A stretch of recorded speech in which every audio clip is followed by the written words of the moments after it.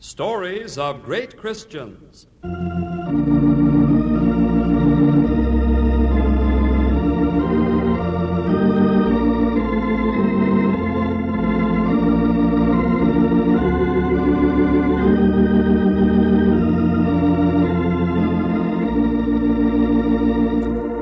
From its radio studios in Chicago, the Moody Bible Institute greets its friends everywhere with Chapter 17 of Francis Asbury, the transcribed story of the Circuit Riders.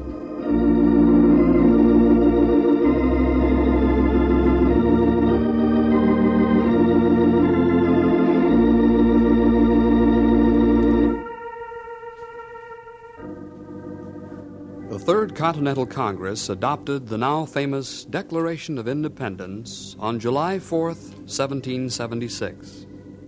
It was an event which marked the point of no return for the young American colonies.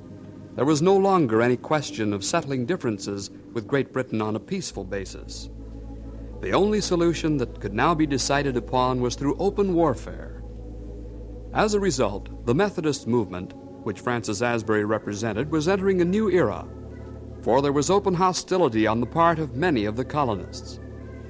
The reason, of course, was primarily because the Methodists and their leaders were British and still held an open fellowship with the Church of England. Francis Asbury himself was fined by the colony of Maryland for not possessing a proper preaching license. But this was only the beginning.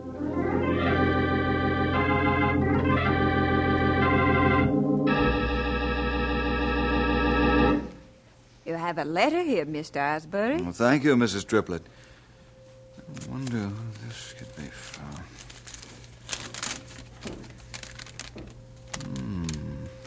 From Mr. Wesley. From England? Yes. Oh, what's the trouble? Oh, no trouble.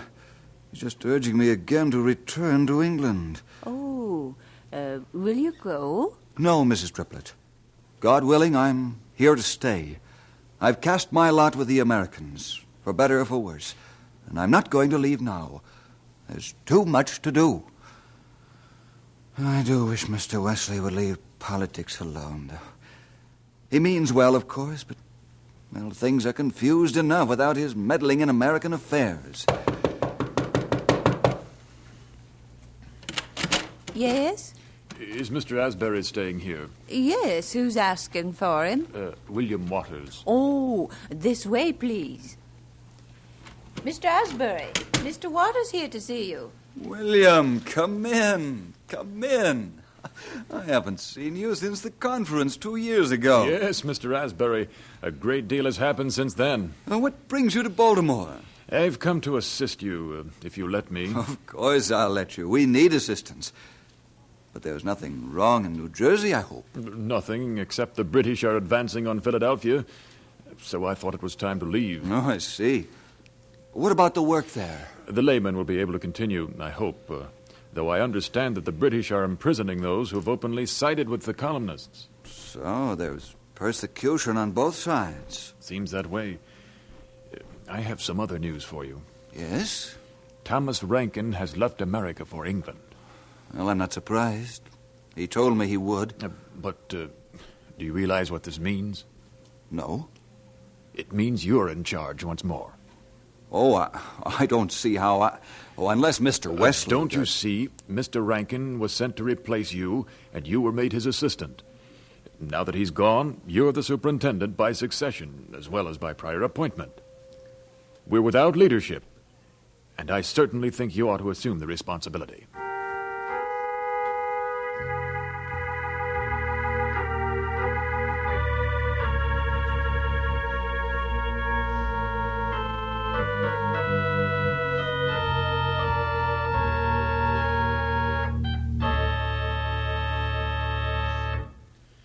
I've had a difficult time finding you, Mr. Asbury. Yes, officer.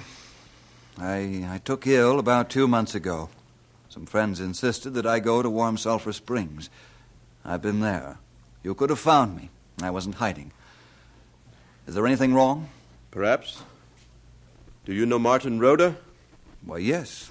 He was one of our preachers. Was? Yes, he was. But I understand he returned to England with Mr. Rankin. They had come over together. Martin Rhoda didn't go to England. He escaped to the British lines. He's wanted for treason. Treason? Yes. He openly circulated the King's proclamation here in Maryland and preached loyalty to the King from the pulpit. I'm sorry to hear that. I wasn't aware of it. Do you recognize these books? Well, yes. They're mine. Written by John Wesley, aren't they? Yes. We found them in your belongings. Free thoughts and a calm address to the American colonies. You've read these? Of course. Then you know their contents. Certainly. In them, Mr. Wesley criticizes the Americans vehemently. He urges loyalty to the crown. Do you concur? I do not. I would not be here if I concurred. But might I ask, why am I being subjected to this interrogation? Mr. Asbury, your Methodist movement is being censured throughout the colonies. Now, I know the kind of work you do, and I can't place much credence in the talk of all Methodists being traitors to the revolutionary cause. Nevertheless, we have suffered serious losses at the hands of the British. There are things we must do to maintain our security. And just how do I enter into this situation? You are now a resident of Maryland, aren't you? Yes, sir. We have a new law in the statute books passed by the Assembly several weeks ago. Yes? Did you ever obtain your license to preach? Yes, I did. This new law concerns those permits. They will be revoked from anyone who refuses to take the oath of allegiance to the state. I see. Now you know why I'm here. I must ask you if you will take the oath of allegiance. Must I tell you now? If you would. Very well, then. First, let me say this, sir. I believe that the colonies have been oppressed. I also believe that God will give them deliverance. And I don't see how England can possibly win this war unless she brings in several 100,000 troops. And even then, I doubt if she could win. Do you see where my sympathies lie? Yes. But I can't take the oath of allegiance. I'm sorry. And I can't give you any convincing reason, except that I should like to remain neutral if possible. As a minister of the gospel, I have much work to do, and I cannot at this time entangle myself with political questions. Then, sir, I'm afraid you'll have to do your work outside of Maryland. We rather thought you'd refuse the oath, and I already have my orders to banish you from the state.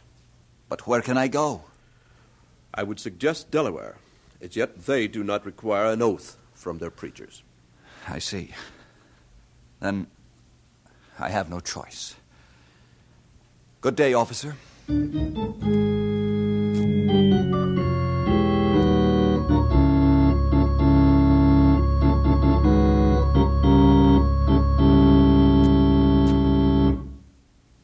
Mr. Asbury, as long as you remain in Delaware, I'd like you to make this your home, if you will. Thank you, Judge White. I'd be glad to avail myself. You've been very kind. I believe in honoring God's servants. I appreciate your remaining in America when so many have left. You may not know it, but I have another preacher in this household. Oh? What's his name? Benjamin Abbott. He's quite an evangelist. I've never met him, but I believe I have heard of him. He's on a preaching mission now, but he'll be back soon. Tell me, Judge, will I be free to preach here in Delaware, do you think? Absolute freedom. And I hope you'll organize a circuit here as you have in other places. I pray daily that we might see an awakening here, such as you've had in Virginia and elsewhere. With God, all things are possible. This is your library, sir? Yes, would you like to browse around a bit? Thank you, yes. Oh, this is marvelous. Would you mind if I read some of these volumes? Oh, not at all. Go right ahead. I was thinking that since my work is going to be rather restricted, Delaware isn't a very large state, perhaps I'll be able to continue my education. Mm-hmm. In what are you chiefly interested? Well, I've tried to learn some Greek on my journey. Excellent. The knowledge of the ancient languages is necessary for a proper understanding of the Scriptures. I have a good lexicon and most of the classical works in Greek, should you care to look at them. I would. You know, sir, God leads us in strange ways. I felt it was a great defeat to leave Maryland. I've been weak in body, to be sure, and I suppose I do need rest. But still there seem to be so many opportunities for service in the South. Then you didn't want to come to Delaware? No. And yet I believe God has planned it all.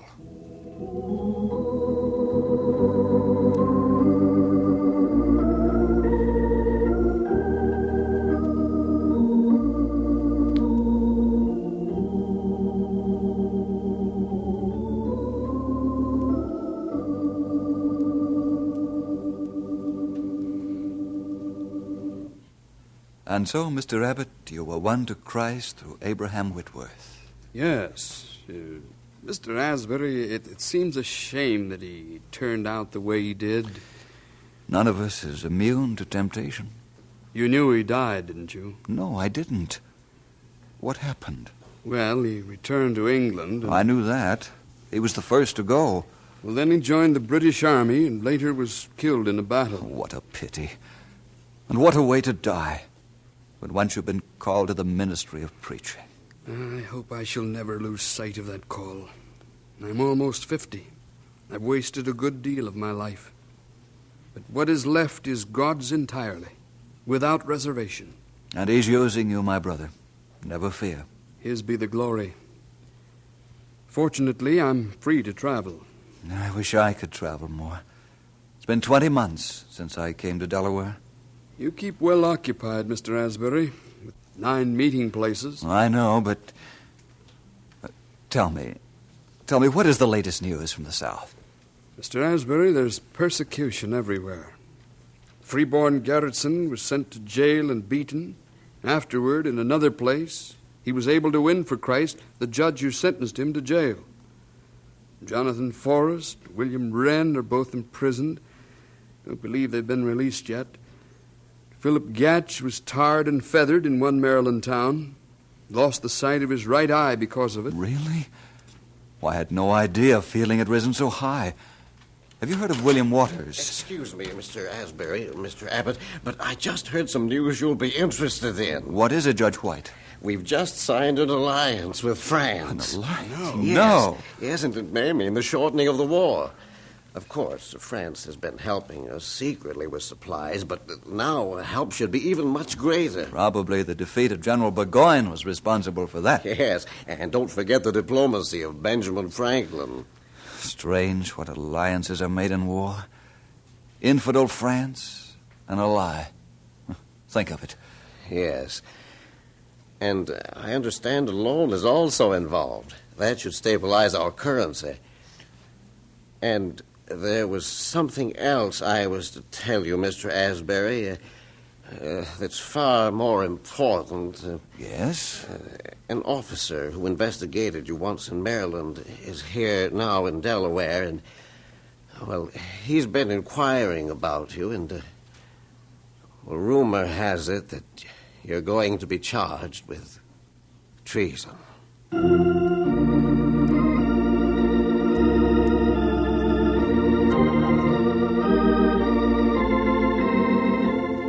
And so we conclude Chapter 17 of Francis Asbury, The Story of the Circuit Riders. We're presenting another in a transcribed series of Stories of Great Christians, which come to you from the radio studios of the Moody Bible Institute in Chicago.